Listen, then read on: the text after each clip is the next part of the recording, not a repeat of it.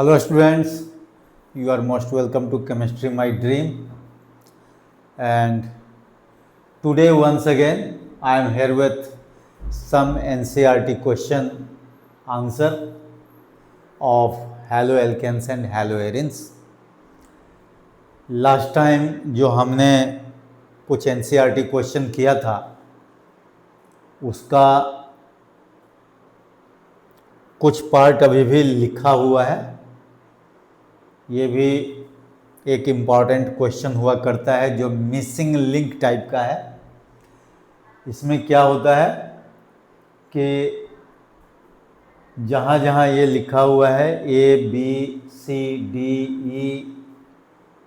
R and R' ये सब जो है हम लोगों को आइडेंटिफाई करना रहता है, खास करके वो ऑन द बेसिस ऑफ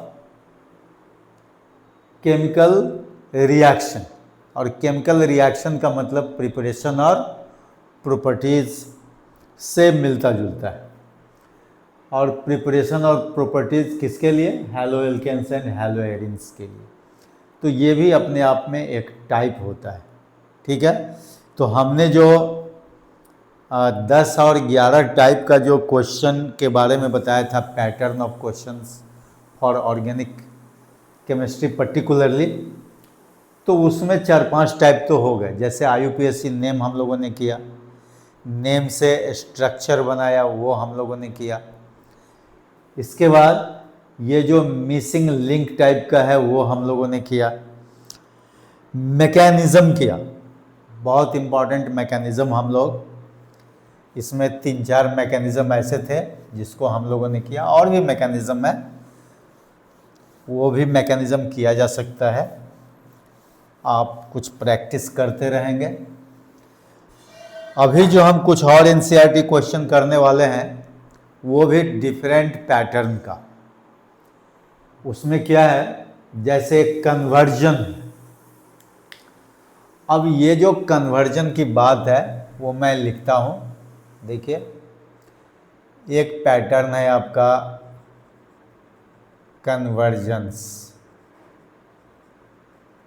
अब इस कन्वर्जेंस में क्या है कि एक कंपाउंड से दूसरा कंपाउंड जो है आपको बनाना रहता है। अब उसमें नंबर ऑफ स्टेप्स की बात होती है। नंबर ऑफ स्टेप्स में होता क्या है कि कभी कभी 1 स्टेप में ही जो है आपका ये कन्वर्जन हो जाता है, एक कंपाउंड से दूसरा कंपाउंड बन जाता है। और कभी कभी इसमें मोर देन 1 स्टेप्स लग जाते हैं, जैसे 2 स्टेप्स, 3 स्टेप्स, या फिर उससे भी ज़्यादा कहीं कहीं स्टेप लग जाते हैं। लेकिन जब हम CBS से बोर्ड पॉइंट ऑफ व्यू से हम सोचते हैं तो वो मैक्सिमम 2 to 3 स्टेप्स ही जो है कन्वर्जन्स हुआ करते हैं। और उसके लिए वही है, प्रिपरेशन और प्रॉपर्टीज अच्छी तरह से याद होना चाहिए। और वो कैसे होगा, तो उसके लिए जो है आपको एक प्रिपरेशन और प्रॉपर्टीज का चार्ट बना लेना पड़ता है। प्रिपरेशन और प्रॉपर्टीज का चार्ट क्या होता है वो मैं आपको सिंबॉलिकली यहाँ दूंगा, ठीक है। जैसे मान लीजिए, सपोज कीजिए कि ये हैलोएल्केन है, ठीक है। अब देखिए, ये हैलोएल्केन के लिए यहाँ पर एक पेज में एक लाइन ड्रॉ कर लीजिए, और एक इधर से जो है, देखिए जो मैं इस तरह से लाइन ड्रॉ कर रहा हूँ, ये प्रिपरेशन की बात चल रही है कि कैसे हम लोग हैलोएल्केन बनाएंगे। तो जैसे हम लोग एल्केन के हैलोजिनेशन से बनाते हैं, ठीक है। एल्केन के हैलोजिनेशन से हैलोएल्केन बनता है। अब उसमें रिस्ट्रिक्शन है कि अगर आप आयोडीनेशन करते हैं तो आपको कॉन्क HNO3 लेना पड़ता है। अगर आप फ्लोरिनेशन करते हैं तो स्वार्ट्स रिएक्शन होता है। तो ये सब जो है आपको एक जगह लिख लेना पड़ता है। ठीक है। इसके बाद मान लीजिए हम अल्कोहल से हैलो एल्केन बनाना चाहते हैं, तो इसके लिए आपके पास में क्या है, PX5, PX3, HX and SOCl2, इतने रिएजेंट होते हैं जिससे आप हैलो एल्केन बना सकते हैं। ये सब आपको पढ़ाया गया है, लेकिन आप क्या करेंगे, इसको एक जगह किसी एक पेज में सेट कर लेंगे अपने से। इसमें आपको काफ़ी फायदा होने वाला है। देखिए जैसे ये एल्कीन हुआ, एल्कीन के लिए आपके पास में HX है। अगर मार्कोनी दे देते हैं तो सिंपली HX, और अगर एंटी मार्कोनी देते हैं तो वहाँ पर जो है आपको पेरोक्साइड लेना पड़ता है, ऑर्गेनिक पेरोक्साइड, ऑर्गेनिक पेरोक्साइड। तो वहाँ क्या हो जाएगा, मार्कोनी और एंटी मार्कोनी काम करेगा, एंटी मार्कोनी। तो इस तरह से जो है आप इसको सेट कर लें। जैसे हैलाइड एक्सचेंज की बात होती है, तो यहाँ पर आप जानते हैं कि RCl है, ये NaI है, और इसमें एसीटोन का आपने क्या किया हुआ है, एसीटोन के प्रेजेंस में ये काम करते हैं हैलाइड एक्सचेंज, जिसको आप कहीं पर फिंकलेस्टीन रिएक्शन जो है, फिंकलस्टीन रिएक्शन आप जानते हैं नेम रिएक्शन के हिसाब से। ठीक है। तो ये आपका जो है जैसे हैलो एल्केन बन गया। अब हैलो एल्केन से क्या क्या बनना है, ये आप जो है प्रॉपर्टीज के तौर पर आप इसको यहां पर ये बना लीजिए। ठीक है। ये देखिए, अब जैसे मान लीजिए आपने एक्वस KOH लिया या AgOH, आपने अल्कोहल बना लिया। ठीक है। इसके बाद आपने ये देखिए अल्कोहलिक KCN लिया, KCN अल्कोहलिक, तो ये क्या बन गया आपका RCN बन गया। AgCN आपने लिया अल्कोहलिक, तो क्या बन गया, RNC बन गया। अगर आप KNO2 ले रहे हैं तो ये जो है RONO, मतलब एल्काइल नाइट्राइट बन गया। अगर आप AgNO2 ले रहे हैं तो इससे क्या बन जाएगा, नाइट्रो कंपाउंड बन जाता है, RNO2 हो जाता है। ठीक है। तो इसी तरह से आपने जैसे सोडियम एल्काइनाइड लिया तो क्या बन गया, एल्काइन बन गया, है ना, ये एल्काइन बन गया। उसी तरह से जैसे आपने अल्कोहलिक KOH लिया तो एलिमिनेशन रिएक्शन से क्या बन गया, बोलिए, बीटा एलिमिनेशन से एल्कीन बन गया। तो लीजिए ये एल्कीन का ये दे दीजिए, ये एल्कीन बन गया। वो डिपेंड करता है कि आपने हैलो एल्केन में X जो है किस डिग्री पर है, किस डिग्री कार्बन पर है, उस हिसाब से आप कर लेते हैं, लेकिन एल्कीन तो बनेगा ये। ठीक है। उसी तरह से आपने ऊर्ज रिएक्शन लिया, ऊर्ज रिएक्शन के लिए आप जानते हैं सिमेट्रिकल एल्केन बनता है, जो even number of carbon atom होता है एल्केन में। अगर आपने Mg के साथ रिएक्शन कराया ड्राई ईथर के प्रेजेंस में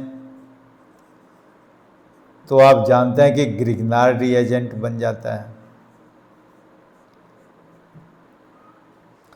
अगर आपने रिडक्शन करवाया हाइड्रोजन और निकेल के प्रेजेंस में, तो वो एल्केन बन जाता है।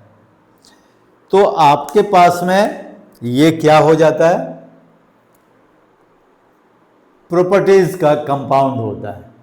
और इधर जो है प्रिपरेशन ऑफ हैलो एल्केन के लिए आपने जो है स्टार्टिंग मटेरियल लिया हुआ है, ठीक है।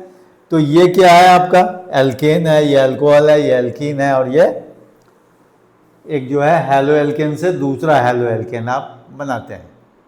एनीवे, तो अब जैसे कन्वर्जन्स की जो बात होती है, तो यहां पर कन्वर्जन के लिए देखिए 2 स्टेप तो आपके सामने रखा हुआ है। अगर आपसे क्वेश्चन पूछा जाए कि आप जो है देखिए एल्केन से ग्रिग्नार्ड रिएजेंट बनाना है, सपोज कीजिए, देखिए यहां जैसे आपसे पूछ दे मीथेन टू ग्रिग्नार्ड रिएजेंट, या ग्रिग्नार्ड रिएजेंट में दे दे मिथाइल मैग्नीशियम हैलाइड, सपोज कीजिए मिथाइल मैग्नीशियम हैलाइड, मान लीजिए कि हमको ये बनाना है। तो ये कैसे बनेगा, methane two methyl magnesium halide. अब यहां देखिए ये क्या है, एल्केन है, तो एल्केन मतलब मीथेन हो गया।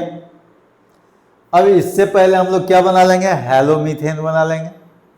तो देखिए जैसे यहां मीथेन है, तो आपने ये मीथेन लिया, मीथेन में क्या लेंगे कि हैलो मीथेन बन जाएगा, X2 ले लीजिए, H ले लीजिए, ये देखिए ये हैलो मीथेन हो गया, ठीक है। अब हैलो मीथेन यानी हैलो एल्केन, और आपको क्या चाहिए, ग्रिग्नार्ड रिएजेंट, आप क्या ले लेंगे, Mg ले लेंगे, और यहां पर ड्राई ईथर कर देंगे, क्या बन जाएगा, CH3 MgX बनेगा कि नहीं। तो ये 2 स्टेप्स जो कन्वर्जन्स है, वो तो आप सिंपल प्रिपरेशन प्रॉपर्टीज का एक चार्ट बना लीजिए एक पेज में। एक साइड में ये प्रिपरेशन का पार्ट होगा, ये देखिए ये प्रिपरेशन का पार्ट है, प्रिपरेशन ऑफ हैलो एल्केन इस साइड में, और इस साइड में क्या हो जाएगा, properties of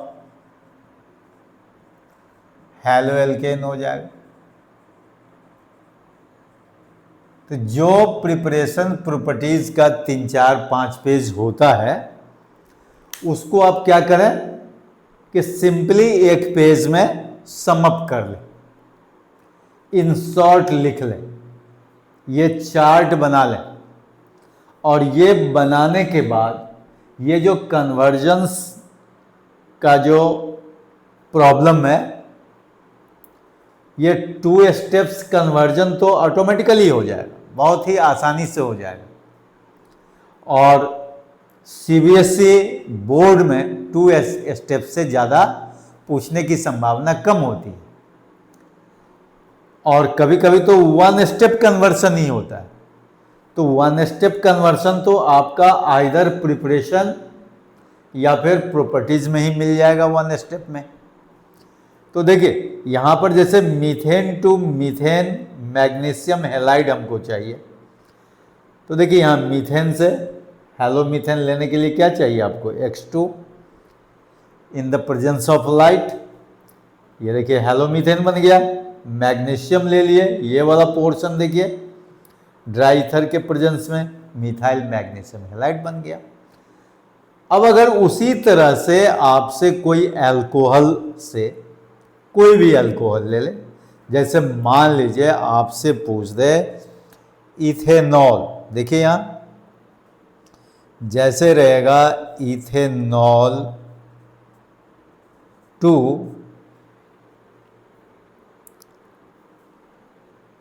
ethanol to ethene पूछ दे, देखिए यहां इथेनॉल टू इथीन मान लीजिए, हैलो एल्केन हैलो एरिन्स वाले चैप्टर में, मतलब अभी तो ये हैलो एल्केन्स और हैलो एरिन के लिए ही चल रहा है, तो मान लीजिए इथेनॉल से इथीन आपको चाहिए, तो देखिए यहाँ एल्कोहल है, एल्कोहल से पहले हैलो एल्केन बना लेंगे, और हैलो एल्केन से एल्कीन बनाने के लिए ये देखिए यहाँ पर डिहाइड्रो हैलोजिनेशन रिएक्शन हमने पढ़ा है, एल्कोहलिक KOH देंगे और एल्कीन बन जाएगा। तो जितने कार्बन का एल्कोहल है उतने ही कार्बन का एल्कीन आसानी से बन जाएगा कि नहीं, आसानी से बन जाएगा। तो बताइए ये क्या हो जाएगा, ये हो जाएगा आपका C2H5OH ले लेंगे। इसके बाद हम क्या ले लेंगे, एरो पर इतना में से कोई एक तो, मान लीजिए हमने PX5 ले लिया, तो ये क्या हो जाएगा C2H5X हो जाएगा सीधे, क्योंकि इसमें कोई बाई प्रोडक्ट की ज़रूरत नहीं होती है। और यहाँ पर हम लोग लिख देंगे एल्कोहलिक KOH। बताइए क्या हो जाएगा, इथीन हो जाएगा। ये देखिए ये इथीन बन गया। तो इस तरह से कन्वर्जन का प्रैक्टिस जो है आप आराम से कर सकते हैं, और ये सब वर्क करते करते आपका जो है इतना कॉन्फिडेंस लेवल इसमें बढ़ जाएगा कि ये सब याद हो जाएगा। और एक बार अगर प्रिपरेशन प्रॉपर्टीज याद हो गया तो फिर आप समझ लीजिए कि ढेर सारे टाइप्स का जो क्वेश्चन होता है ऑर्गेनिक में, खास करके आप मैकेनिज्म को छोड़ दीजिए, व्हाट हैप इसको अकाउंट फॉर द फॉलोइंग को छोड़ दीजिए जो रीजनिंग बेस्ड क्वेश्चन है, बाकी सारे क्वेश्चंस जो है इसी प्रिपरेशन प्रॉपर्टीज पर मिल जाएंगे, चाहे वो वर्ड प्रॉब्लम हो, कन्वर्जन हो, मिसिंग लिंक हो, व्हाट हैपेंस व्हेन हो, राइट द मेजर प्रोडक्ट हो, है ना। तो इस तरह से जो है आपका कन्वर्जन पर पकड़ बन सकता है। तो ये जैसा कि हमने हैलो एल्केन के लिए ये चार्ट के बारे में कहा, वैसे आप क्या करेंगे हर एक पार्ट के लिए, जैसे हैलो एरिन पढ़ेंगे, हैलो एरिन का प्रिपरेशन प्रॉपर्टीज का चार्ट बना लीजिए। इसके बाद जो अगला चैप्टर होगा अल्कोहल फेनॉल्स एंड ईथर, वहाँ भी आप अलग से ये चार्ट बना लीजिए। इससे क्या होगा कि ऑर्गेनिक केमिस्ट्री पर जो है खास करके कन्वर्जन पार्ट जो स्टूडेंट्स के लिए काफ़ी डिफ़िकल्ट होता है, उस पर आपका पकड़ बनेगा। और हमने इस पर काम पहले से भी स्टूडेंट के साथ किया हुआ है ऑफलाइन मोड में, और उन्होंने काफ़ी कुछ रिस्पांस दिया है और पॉजिटिव रिस्पांस इसका मिला है। तो आई होप कि आपको जो है ये कन्वर्जेंस का पार्ट जो है आप इस तरह से कर सकते हैं और आप अपना प्रॉब्लम दूर कर सकते हैं। ठीक है, तो अभी मैं कुछ NCERT क्वेश्चन आपको कन्वर्जन पर भी देता हूँ जो इस चैप्टर का है ना, और कुछ और भी जो टाइप का क्वेश्चंस है वो हम आपको देते हैं। ठीक है, तो हम जरा देखते हैं, कुछ क्वेश्चन हमने आपके लिए सिलेक्ट करके रखा हुआ है NCERT का। देखते हैं कि आपका जो है इस क्वेश्चन में किस तरह का इंटरेस्ट आप दे रहे हैं। चलिए एक क्वेश्चन है आपका, हम अगर कन्वर्जन पार्ट पर करते हैं तो जरा कन्वर्जन के लिए जो है एक लेते हैं। देखिए यह आपका इथेनॉल टू ब्यूट 1-आइन, जरा ये देखिए दिया हुआ है इथेनॉल टू ब्यूट 1-आइन। बताइए ये कैसे बनाएंगे, इथेनॉल टू ब्यूट 1-आइन। अब इथेनॉल आप जानते हैं ये इथेनॉल है, दिस इज इथेनॉल। तो इसको ब्यूट 1 आयन में ले जाना है। तो पहले इससे क्या बनाइए, हैलो एल्केन बना लीजिए। आप जानते हैं कि ये हैलो एल्केन हैलो एरीन का चैप्टर, तो हैलो एल्केन भाया हैलो एल्केन आप आगे बढ़ जाइए। क्या होगा, अभी अभी हमने दिया था, ये CH3 CH2 X हो जाएगा। देखिए ये हैलो एल्केन बन गया। अब हैलो एल्केन से ब्यूटाइन बनाने के लिए आपके पास में कौन सा मटेरियल होता है? हमने सोडियम एल्काइनाइड का रिएक्शन दिया था, तो 2 कार्बन ऑलरेडी है आपके पास में, 2 और चाहिए, तो क्या हो जाएगा, ब्यूट 1 आयन हो जाएगा। तो हम लोग ऐसा सोडियम एल्काइनाइड ले लें जिसमें कि 2 कार्बन आ जाए। तो देखिए यहाँ सोडियम एल्काइनाइड के लिए देखिए 2 कार्बन ऐसे आ गया आपका, तो यहां पर हम लोग H कर देंगे। ठीक है, इसका नाम हो जाएगा सोडियम इथाइनाइड हो जाएगा। देखिए 2 कार्बन है तो सोडियम इथाइनाइड। जैसे ही आप ये सोडियम इथाइनाइड देंगे तो इसका जो मेन प्रोडक्ट होगा वो हो जाएगा CH3 CH2 C triple bond CH। देखिए ये क्या हो जाएगा, ब्यूट 1 आयन हो जाएगा। ब्यूट 4 कार्बन और 1 पोजीशन में ट्रिपल बॉन्ड है, तो क्या हो जाएगा, ब्यूट 1 आयन। तो इस तरह से जो है देखिए वो चार्ट आपका जो है काफ़ी हेल्पफुल है, तो आसानी से इसको याद किया जा सकता है। जैसे एक और देखिए, कहता है कि प्रोपीन टू प्रोपाइन, ये कैसे बनाएंगे?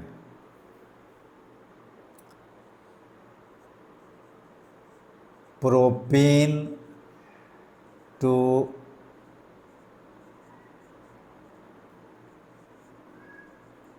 प्रोपाइन, ये कैसे बनाएंगे? ये देखिए, मतलब एल्कीन से एल्काइन बनाना है, प्रोपीन टू प्रोपाइन आपको बनाना है। बताइए कैसे बनाएंगे इसको, प्रोपीन टू प्रोपाइन? तो सबसे पहले हम लोग क्या करेंगे, इसको हैलो एल्केन की तरफ ले जाएं। तो प्रोपीन क्या है आपका, बताइए, CH3 CH double bond CH2। ठीक है, प्रोपीन से प्रोपाइन की ओर आपको जाना है, ये दिमाग में ले लेना है, प्रोपीन टू प्रोपाइन। तो बताइए क्या क्या काम करेंगे इसमें? चलिए इसमें हम पहले क्या कर लेते हैं, HBr दे देते हैं।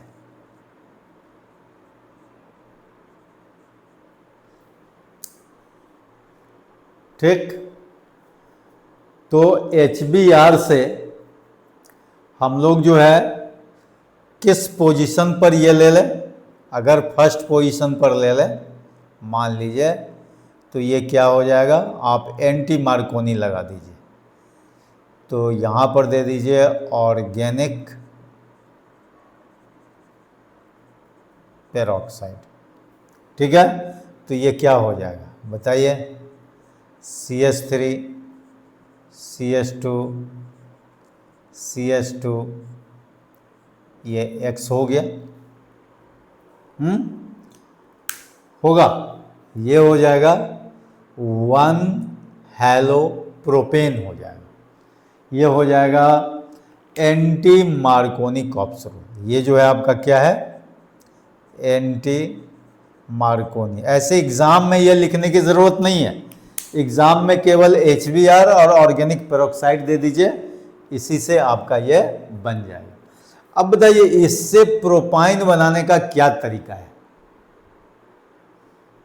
कैसे बनेगा? तो देखिए इसमें क्या है कि डीहाइड्रोहैलोजिनेशन रिएक्शन, अभी बीटा एलिमिनेशन किए थे, तो 2 बार बीटा एलिमिनेशन रिएक्शन इसमें करना है। तो कहने का मतलब अल्कोहलिक KOH अगर एक बार लेते हैं तो एल्कीन बनेगा, मतलब फिर से प्रोपीन बनेगा। लेकिन वहां पर जो है अगर हम लोग 2 बार अल्कोहलिक KOH ले लें तो आपका क्या हो जाएगा, यहां पर ट्रिपल बॉन्ड बनने की संभावना हो जाएगी। एक वो है। दूसरा है आप कि जिंक के साथ आप रिएक्शन करा सकते हैं। वहां भी वो फ्रैंकलैंड रिएक्शन टाइप का होता है जो आप 11 में भी पढ़े होंगे। तो वहां से भी आपका जो है प्रोपाइन क्या होगा, बन जाएगा, है ना। तो आइदर जिंक दे करके काम करेंगे या नहीं तो आपका अल्कोहलिक KOH जो है 2 मोल्स लेना होगा। यहां पर अल्कोहलिक KOH कितना लेना होगा, 2 मोल्स लेना होगा, और तब जाकर के ये जो है आपका CH3 C triple bond CH बनेगा। ठीक है, देखिए ये आपका हो जाएगा प्रोपाइन हो जाएगा। लेकिन याद रहे कि अल्कोहलिक KOH कहने का मतलब डिहाइड्रोहैलोजिनेशन रिएक्शन जो होगा वो कितनी बार होगा, 2 बार होना चाहिए, तब जाकर के आपका जो है ये बनेगा। या नहीं तो एक चीज और देखिए, इसको जो है आप थोड़ा सा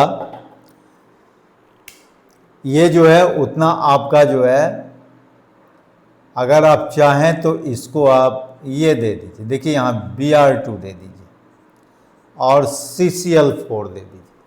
उसमें हो सकता है कि आपको कुछ कंफ्यूजन हो, इसमें देख लीजिए। तो ये हो जाएगा CH3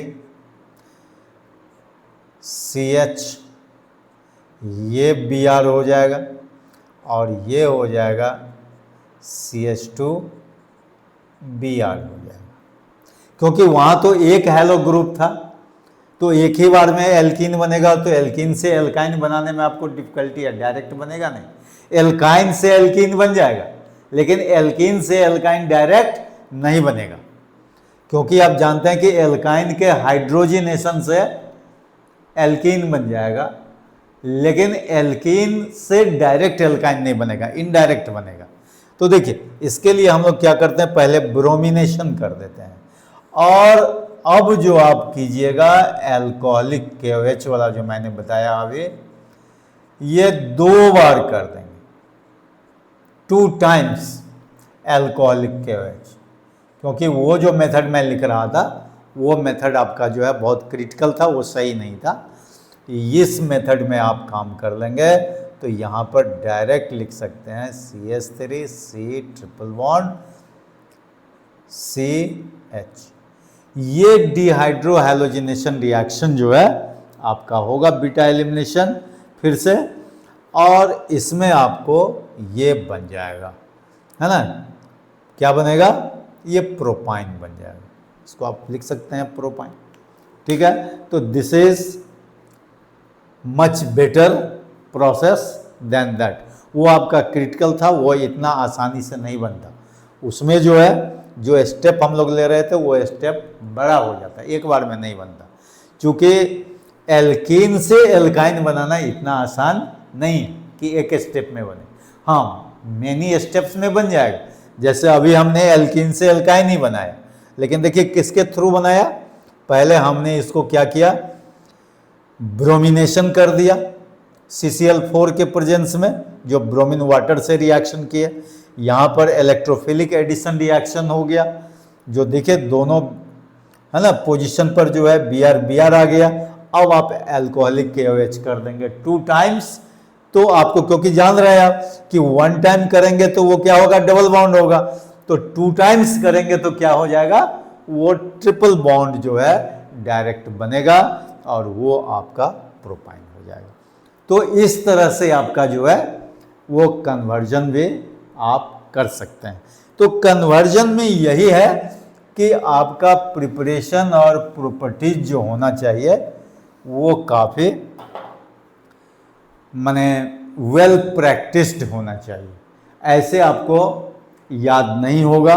याद करने के लिए ही वो हमने आपको चार्ट बतलाया था। इसके बाद जो है कुछ आपका व्हाट हैपेंस व्हेन से रिलेटेड है, जो इस चैप्टर में है, उसको मैं जरा देख लेता हूं। सारा क्वेश्चन एक साथ तो आप कर नहीं सकते, तो चलिए एक दो क्वेश्चन तो कम से कम कर लें। देखिए अब जो क्वेश्चन होगा वो क्वेश्चन होगा व्हाट हैपेंस व्हेन। तो यहां पर लिखे व्हाट हैपेंस व्हेन। अब ये भी जो है व्हाट हैपेंस व्हेन, वो आपका कोई भी क्वेश्चन इसमें से ले लीजिए। जैसे है देखिए आपका ब्रोमोबेंजीन, देखिए यहां दिया हुआ है ब्रोमोबेंजीन, ठीक है। ये मैं एनसीईआरटी ले रहा हूं।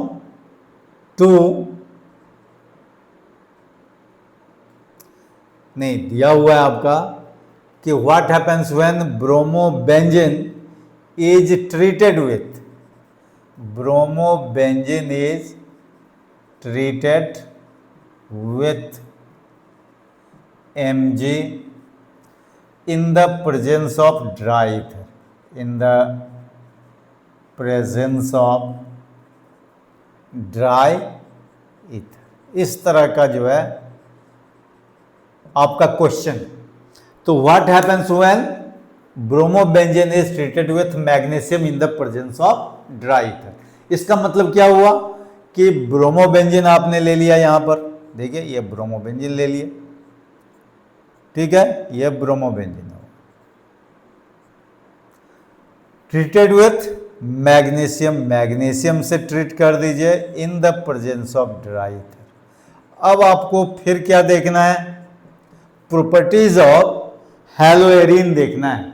और प्रॉपर्टीज ऑफ हैलोएरिन हमने पढ़ाया, जिसका रिएक्शन हमने मैग्नीशियम के साथ कराया, और वो क्या बनता है, एरोमेटिक ग्रिग्नार्ड रिएजेंट बन जाता है। देखिए क्या बन जाएगा, फिनाइल मैग्नीशियम ब्रोमाइड बनता है। क्या बनता है, ये देखिए यहां पर Mg और यहां Br ले लीजिएगा। याद रखिएगा कि पहले Br नहीं लिखना है, क्योंकि आप जानते हैं कि ब्रोमीन जो होता है यहां पर वो मोनोवैलेंट होता है और मैग्नीशियम क्या होता है, डाइवैलेंट होता है।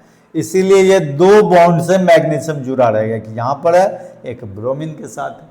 इसीलिए कभी भी इसको BrMg नहीं लिखेंगे, नहीं तो वो क्या हो जाएगा, मिस्टेक हो जाएगा, क्योंकि Br तो मोनोवैलेंट है, इसीलिए MgBr। तो इसका पूरा नाम क्या होगा, phenyl magnesium bromide.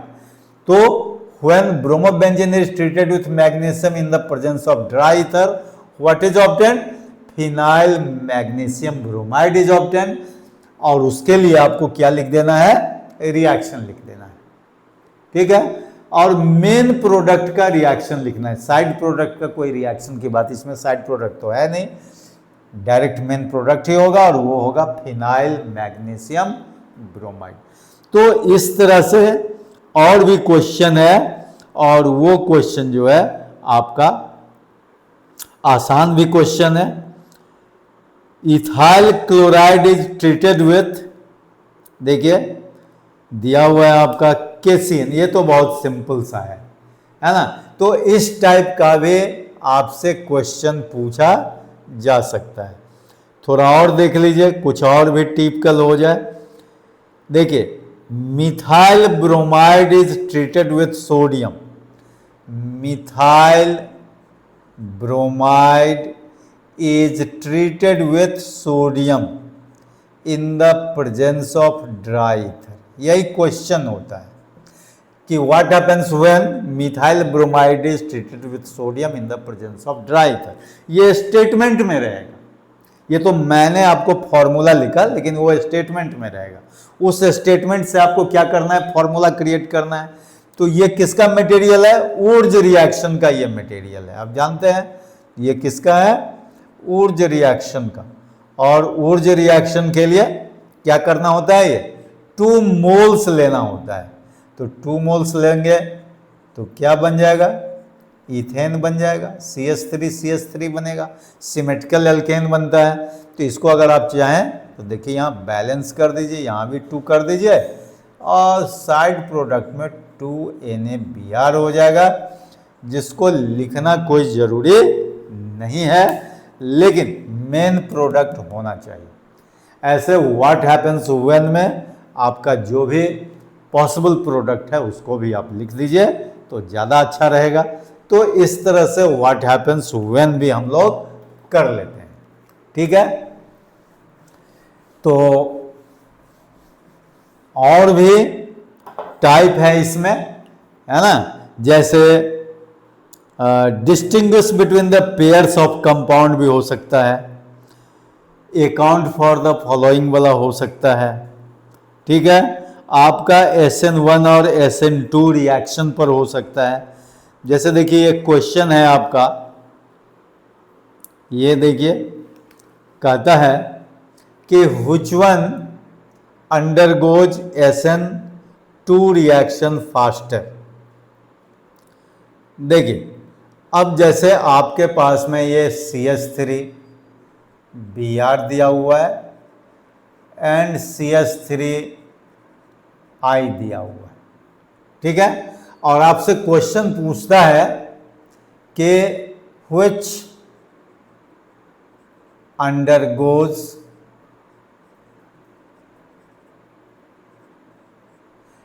SN2 reaction faster. ये क्वेश्चन है आपका, बताइए। तो दोनों तो मिथाइल ही है, तो SN2 रिएक्शन फास्टर किस पर डिपेंड करेगा, लिविंग ग्रुप पर। तो लिविंग ग्रुप एक में है ब्रोमाइड और एक में है आयोडाइड। तो आप जानते हैं कि आयोडाइड बेटर लिविंग ग्रुप होता है, तो यहां पर CH3I हो जाएगा, है ना, बेस्ट आंसर होगा, CH3I होगा। और यहां पर रीजन आप लिख लीजिए, because iodide is better leaving group. तो इस तरह से आप जो है ये दे सकते हैं SN2 रिएक्शन। एक और क्वेश्चन आपका है, उसमें जरा हम लोग देख लें। दूसरा पार्ट है, तो पहला हो गया, इसका दूसरा है, देखिए ये है CH3